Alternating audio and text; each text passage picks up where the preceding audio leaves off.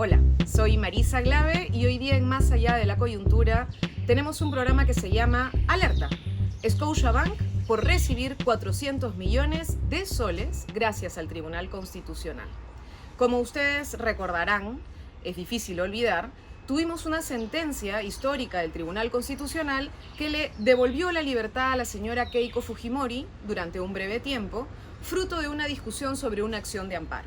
Bueno, las acciones de amparo las pueden interponer personas naturales, tú, yo, cualquiera de los que está mirando este programa, pero también personas jurídicas, es decir, empresas.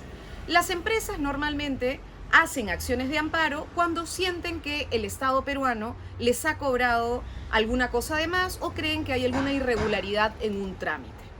Normalmente, las grandes empresas que llegan hasta espacios como el Tribunal Constitucional usan este mecanismo porque quieren evitar que la SUNAT les cobre algo o pretenden que la SUNAT les devuelva algo.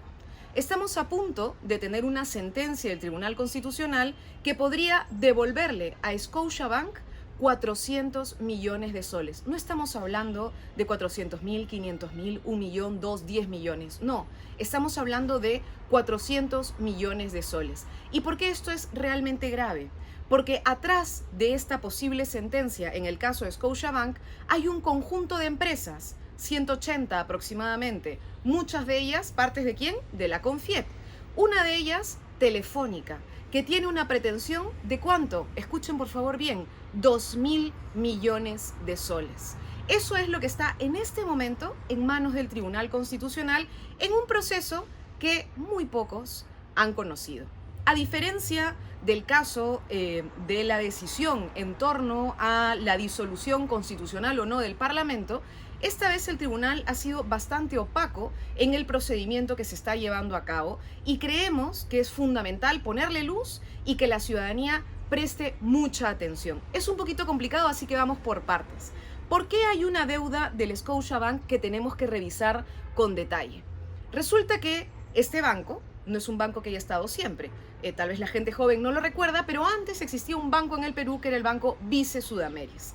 Este banco es un banco conocido porque tiene su Vladivideo. Así como lo oyen, el señor Vladimiro Montesinos, en la salita del CIN, citó al señor Bertini, que era del banco Scotiabank.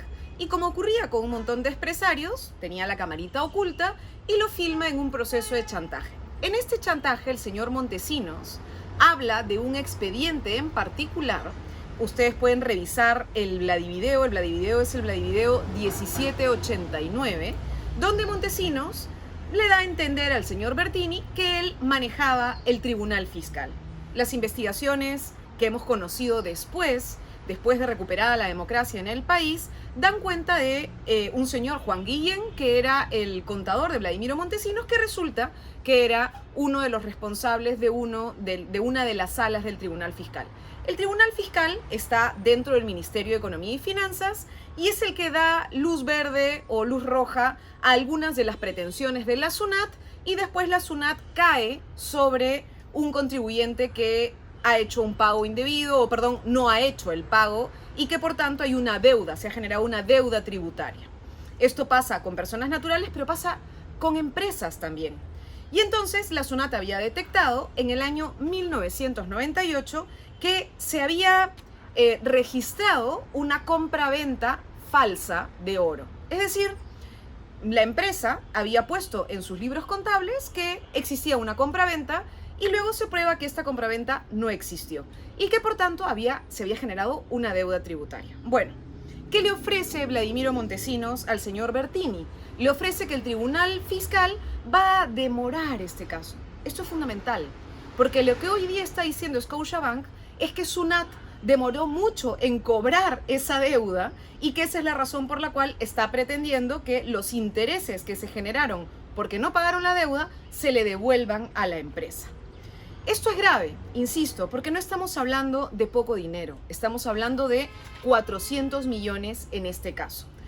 Hay que ver algunos datos importantes. En este caso, como han señalado algunas personas, hay algunos medios, el útero de Marita, si no me equivoco, el útero P, no sé en qué momento, ha hecho una denuncia también sobre este caso, han demostrado que algunos magistrados del Tribunal Constitucional deberían inhibirse en este caso. Uno de ellos es el magistrado Sardón. ¿Por qué es importante Sardón de Taboada? Pues resulta que el hermano del señor Sardón de Taboada es funcionario gerente del Scotiabank de Chile. Entonces hay una directa relación entre el señor Sardón y los intereses del Scotiabank. El señor Sardón se ha inhibido, menos mal en este caso. Luego vamos a volver sobre este magistrado y sobre lo que nos parece por lo menos un dudoso comportamiento y una razón más por la cual debemos atender. Vamos a los otros magistrados.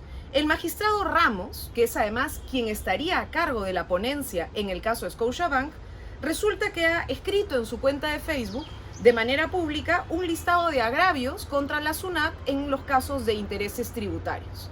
Esto supondría evidentemente un adelanto de opinión. Esto ha sido también señalado durante el proceso. Y el magistrado Blume y el magistrado Espinosa resulta que tienen un amigo que es el señor Julio César Pérez Vargas, quien los ha visitado reiteradas veces al Tribunal Constitucional en sus oficinas. Cuando una persona va a visitar a un magistrado, se registra la razón de la visita. Lo que se registra es visita personal. Por supuesto, tienen derecho a tener amistad y cualquier visita personal puede hacerse en las oficinas, ese no es ningún problema. Sin embargo, este señor es el abogado del Scotiabank en este proceso que está por ver el Tribunal Constitucional. Estos magistrados también debieran inhibirse. Entiendo que ellos así lo solicitaron, sin embargo, la sala no les permitió su inhibición, lo que ya de por sí siembra bastante duda sobre este proceso. Pero volvamos al caso del señor Sardón. ¿Por qué es importante? Él se está inhibiendo en el caso del Scotiabank. El caso del Scotiabank ingresa al Tribunal Constitucional en el año 2016. Antes del 2016, el Tribunal Constitucional ya había dado algunas sentencias sobre el tema de intereses tributarios. ¿Y qué había dicho el Tribunal Constitucional? Por lo menos en 2 sentencias le había dado la razón a la SUNAT y había dicho que si se genera una deuda y el contribuyente no paga, el tiempo en el que el contribuyente no paga y hay el proceso para determinar si hay o no hay causa, se generan unos intereses y se tienen que pagar esos intereses. Los casos que habían llegado al tribunal se habían resuelto a favor de la administración tributaria.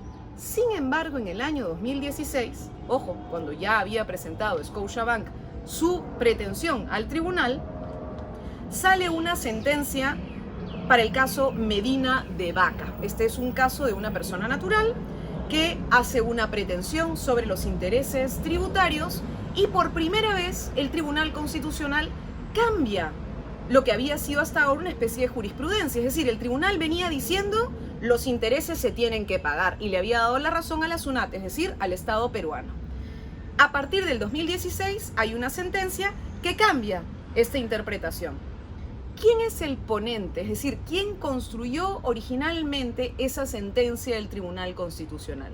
El magistrado Sardón, que en este caso se va a inhibir, pero es quien habría iniciado el proceso de cambio de posición del Tribunal Constitucional sobre este tipo de materia. ¿Esto se supo rápidamente? No. El Servicio de Administración Tributaria preguntó al Tribunal Constitucional quién era el ponente y no le quisieron dar la información. Hubo que hacer una acción de habeas data, es decir, hubo que hacer una acción judicial para que el tribunal pudiera contestar algo que tenía que ser evidentemente público. Es decir, qué magistrado es quien ha fundamentado y por tanto ha planteado argumentación para que este tribunal cambie de opinión frente a algo que venía siendo una sentencia permanente, un tipo de sentencia permanente del Tribunal Constitucional. Entonces, esto es cuando menos sospechoso. Además del Scotiabank, que insisto, tiene 400 millones y que tiene más una historia de Vladivideos, está la pretensión de Telefónica de 2.000 millones. Esto está por salir en el Tribunal Constitucional y de esto casi no sabemos. Entonces, estemos alerta. Este tribunal tiene que dar explicaciones y tenemos que saber además que el próximo Congreso está por definir quiénes son los nuevos miembros del Tribunal Constitucional. No tiene sentido que en este momento este tribunal acelere sentencias millonarias. En el próximo capítulo voy a hablarles de 2 casos más Uno que tiene que ver con una historia que viene del Congreso pasado, que hubo una pretensión de varias empresas que tenía que ver con los plazos de prescripción. Esto es más complejo, pero aquí hay 11.000 millones de soles involucrados, 11.000, que también están pendientes en el Tribunal Constitucional y sobre los que también tenemos que hablar porque no podemos permitir que estas grandes empresas dejen de pagar lo que le deben al país.